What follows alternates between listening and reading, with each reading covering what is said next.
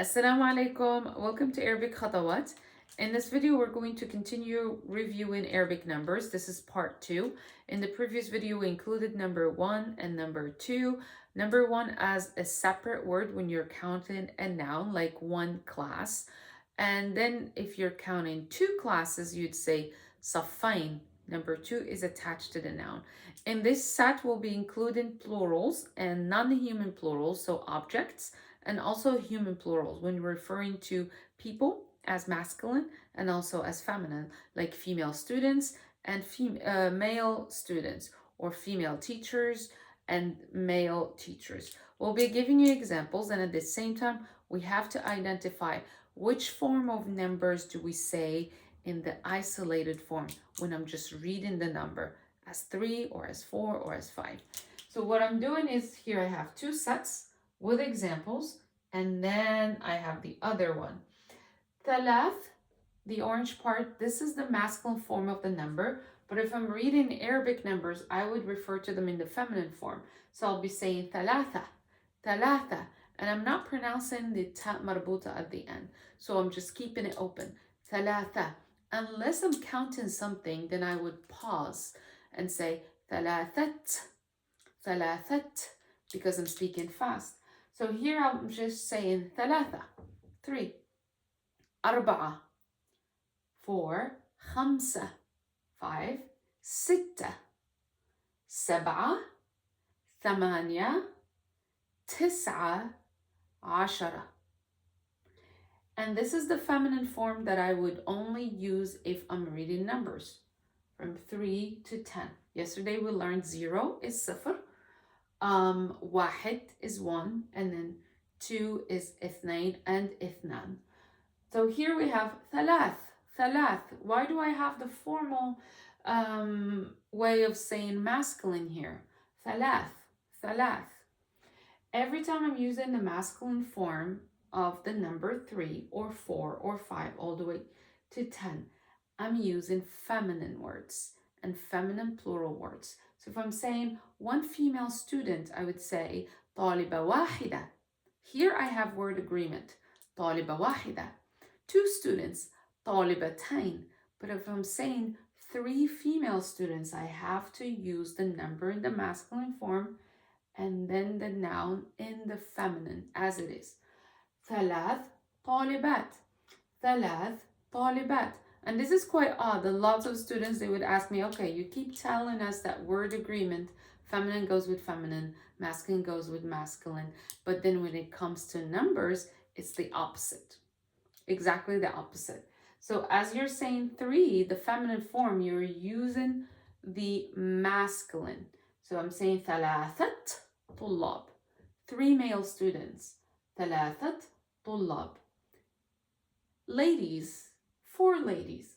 أربع سيدات. أربع سيدات. And if I'm saying 4 men, I would say أربعة رجال.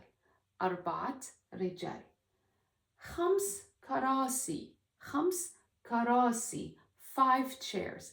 And here I'm using كراسي as an object. Non-human plurals always take feminine. This is the rule, and it didn't change with numbers. So if I'm saying big chairs, I would say karasi kabira. The adjective kabira would refer to the non-human plural karasi, which is an object. Here I'm using, for the rest of this set, I'm using non-human plurals because I'd like you to be more comfortable with matching the masculine form of the number with the non-human plural. So I'm going like this. خمس كراسي, 5 chairs. 6 صفوف, 6 classes. 7 غرف, 7 rooms. 8 بيوت, 8 بيوت, 8 houses. 9 قبائل, 9 قبائل, 9 tribes. 10 خيم, 10 خيم, 10 tents. 10 tents. I wasn't thinking about that as 10 tents. Okay, then we have the feminine form, which is ثلاثة. ثلاثة. ثلاثة طلاب. So I have the feminine form here. All this yellow part has ta marbuta as detached because this is the isolated form of ta marbuta, and then you have it attached when it's connected to ayn. So I'll go like this. 3 male students. ثلاثة طلاب. 4 رجال. 4 men. 5 أساتذة. 5 male teachers. 6 أطباء. 6 male doctors. 7 كتاب. 7 male authors. 8 أحفاد. 8 grandchildren. 9 شيوخ. 9 seniors. 10 وزراء. 10 ministers. I know some of you will be asking questions like, how come I have masculine and then I have feminine, but then I have feminine and I have masculine? The rule is, as I'm placing it over here, all you have to remember, numbers are quite different when you are describing the word. You would usually use the adjective after. So you would say like one is used as an adjective. So you'd say 1 student, طالبة واحدة. But in this case, the number comes first. It does not come after. Number 1 and number 2, they come after the noun. One is attached, one is detached, but these, they come before. So as they come before the noun, they do not take that word agreement rule. The word agreement rule happens with verbs. If it's a feminine individual executing an action, you would refer to the verb as feminine. If it's feminine, it's feminine. If it's masculine, it's masculine verb. But with numbers, they come before the noun. So you would say ثلاث طالبات. 3 طلاب. I will be using verbs with these examples so you can see how to practice. So let's see. It's a bit challenging with numbers. It's like you're doing math in Arabic, which is great. But we'll look at more examples. I have 3 employees attended the meeting.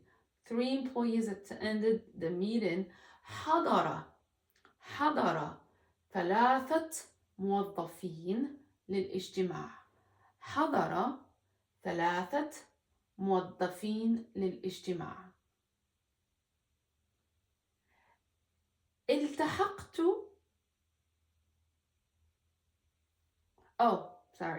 التحقت 4 طالبات بصفنا. التحقت 4 طالبات بصفنا. 4 female students joined our class. And then I saw 5 colleagues at the conference. رأيت 5 زملاء في المؤتمر.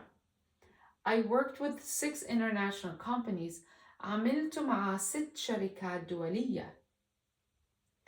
I memorized 10 new words. حفظت 10 كلمات جديدة. So like you can tell that I'm using the masculine form of the verb here, حضر, attend, because I'm referring to the masculine group. And the verb is in the singular form, not the plural form. It's not يحضرون أو حضروا, because it's a verbal sentence. It begins with singular verb.